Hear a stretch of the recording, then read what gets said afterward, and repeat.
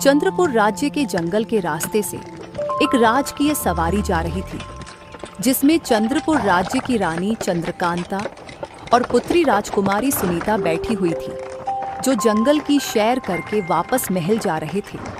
लेकिन दोपहर के समय आसमान में काले घने बादल छाए हुए हैं। माँ, लगता है बहुत तेज बारिश होने वाली है। हाँ पुत्री, मौसम तो यही संकेत दे रहा है। ये जंगल घना है, अगर बारिश शुरू हो गई तो रास्ता मुश्किल हो जाएगा। सारथी, रथ की गति बढ़ाओ, हमें बारिश शुरू होने से पहले राजमहल पहुंचना है। इस समय जंगल में जंगली जानवरों का खतरा भी बढ़ जाता है।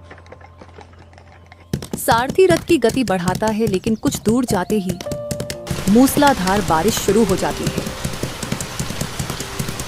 बारिश बहुत तेज हो गई है, सारथी रथ को यही रोक दो। माँ, वो देखो, सामने एक खंडहर दिख रहा है। हाँ, हम यहीं पर बारिश रुकने का इंतजार कर सकते हैं। फिर रानी चंद्रकांता और राजकुमारी सुनीता खंडहर के अंदर चली जाती है। खंडहर अंदर से बहुत बड़ा था, आसपास बहुत पुरानी वस्तुएं थी। तभी रानी की नजर सामने एक वस्तु पर जाती है, जो लाल कपड़े से ढकी हुई थी। अरे, इतने पुराने खंडहर में इतना सुंदर आईना!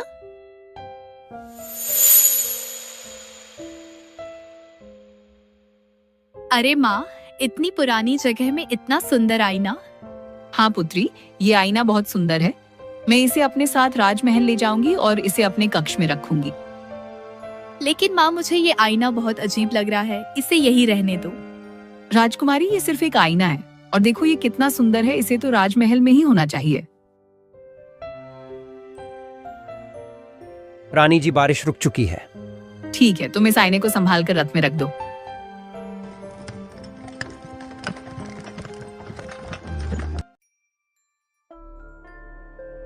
वाह, यह आईना कितना सुंदर है। इसकी नक्काशी तो अद्भुत है। इस आईने में तो मैं बहुत सुंदर दिख रही हूँ।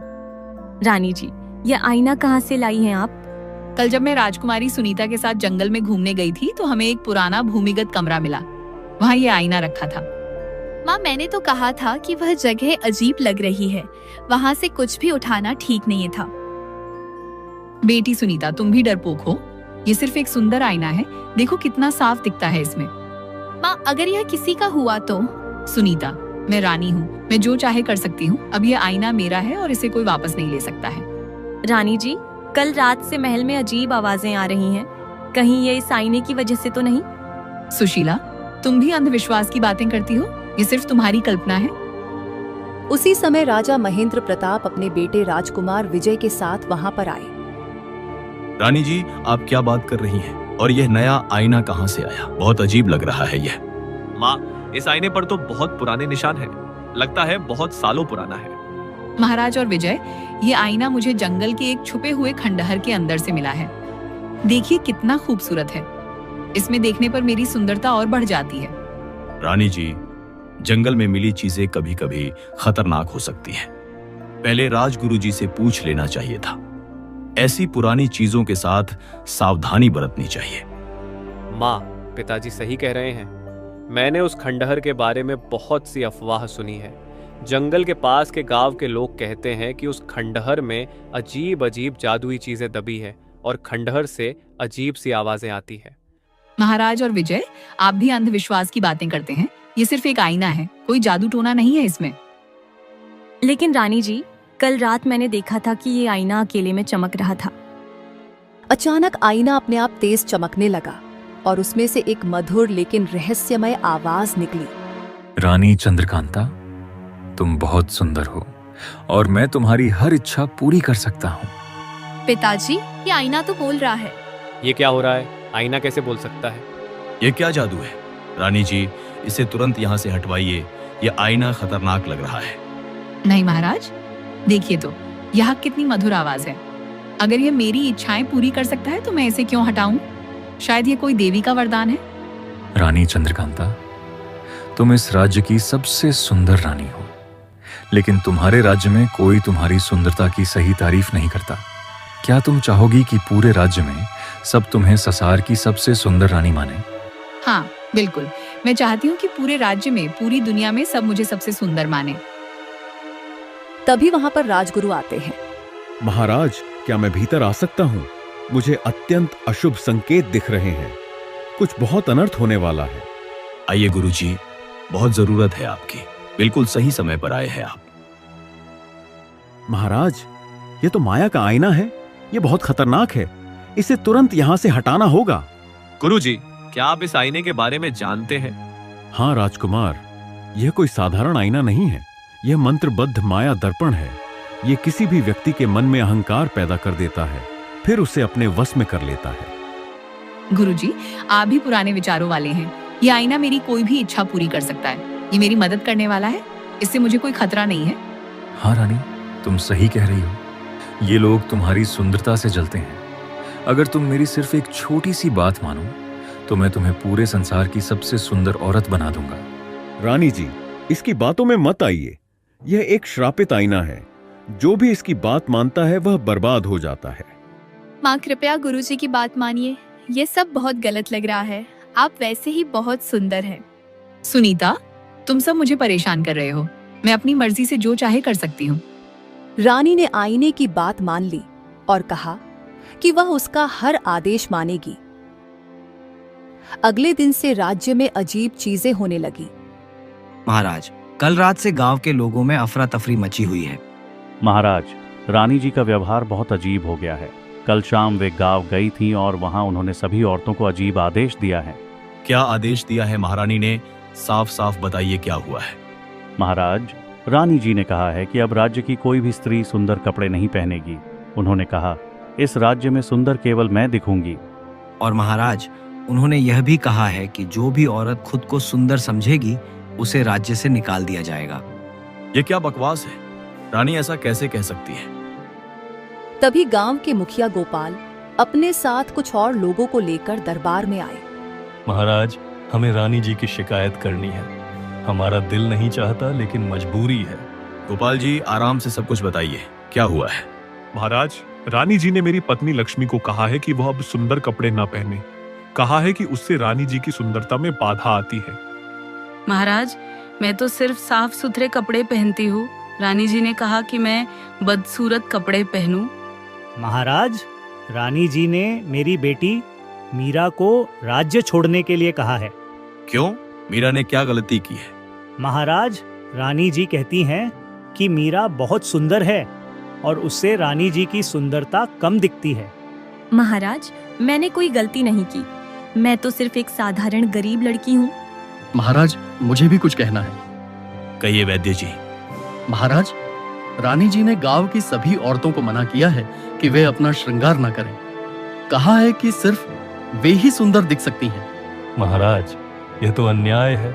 हमारी बहन बेटियों का क्या कसूर है? यह सब अब बर्दाश्त से बाहर है।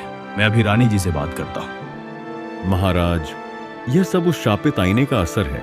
पहले हमें उस आईने के बारे में और जानकारी लेनी होगी। राजा, राजगुरु और बाकी सभी लोग रानी के कमरे में गए। रानी आईने के सामने खड़ी अपनी तारीफ सुन रही थी और खुश हो रही थी। रानी चंद्रकांता, तुम इस संसार की सबसे सुंदर औरत हो। आज तुमने जो किया है वह बिल्कुल सही है। अब कोई भी तुम्हारी सुंदरता को चुनौती नहीं दे सकता। हाँ, अब मैं ही सबसे सुंदर हूँ। कोई मुझसे सुंदरता में बराबरी नहीं कर सकता है। रानी जी, ये क्या हो रहा है? आपका व्यवहार बिल्कुल गलत हो गया है। आप प्रजा के साथ अन्याय कर रही हैं। महाराज, मैं कुछ भी गलत नहीं कर रही हूँ। मैं सिर्फ अपना हक मांग रही हूँ। मैं रानी हूँ और सबसे सुंदर होना मेरा अधिकार है। ये कैसा हक है कि आप राज्य की औरतों बेटियों को राज्य छोड़ने के लिए कह रही हैं? यह तो अन्याय है। रानी जी, आप हमारी माता समान हैं, लेकिन यह जो आप कर रही हैं ये ठीक नहीं। गोपाल, तुम भूल रहे हो कि मैं एक रानी हूँ। जो मैं कहूँ वही सही है। मीरा और दूसरी लड़कियां मुझसे सुंदरता की होड़ करने की कोशिश कर रही हैं। रानी बिल्कुल सही कह रही है। तुम्हारी सुंदरता को कोई चुनौती नहीं दे सकता। ये लोग तुमसे जलते हैं। महाराज, देखिए, ये आईना रानी जी को गलत सिखा रहा है। ये रानी जी के मन में जहर भर रहा है। यह सब इस आईने की वजह से हो रहा है। इसे इसी समय तोड़ देना चाहिए। अगर कोई भी मुझे नुकसान पहुंचाने की कोशिश करेगा तो रानी चंद्रकांता हमेशा के लिए मेरे साथ आईने में चली जाएगी। फिर वह कभी वापस नहीं आ सकेगी।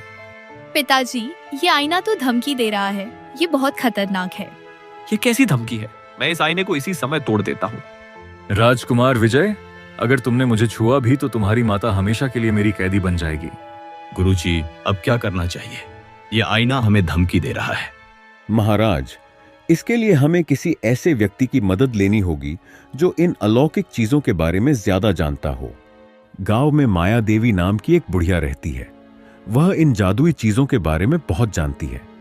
हाँ महाराज, माया देवी बहुत ज्ञानी है। लोग कहते हैं कि वह जादू टोना भी जानती है।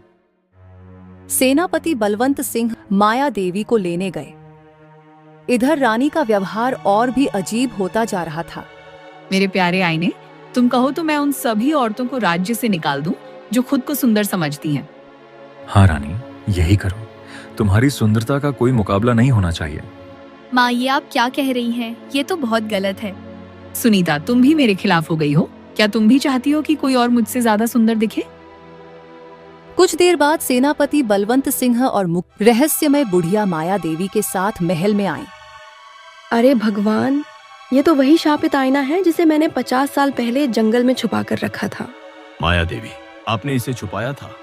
इसका मतलब आप इसके बारे में जानती हैं।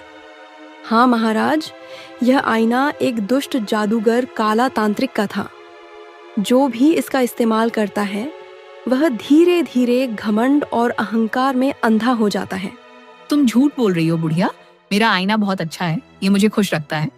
माया देवी, तूने मुझे बंद करने की कोशिश की थी, लेकिन अब मैं फिर से आजाद हूं। रानी अब मेरी है और कोई मुझसे उसे छीन नहीं सकता। नहीं दुष्ट आईने, मैं तुझे दोबारा बंद कर दूंगी। तू रानी को परेशान नहीं कर सकता। अचानक आईने से एक तेज रोशनी निकली और रानी चंद्रकांता वहां से गायब हो गई। माँ कहाँ गई? ये आईना उन्हें अंदर खींच ले गया। दुष्ट आईना, मैं तुझे अभी तोड़ डालूंगा।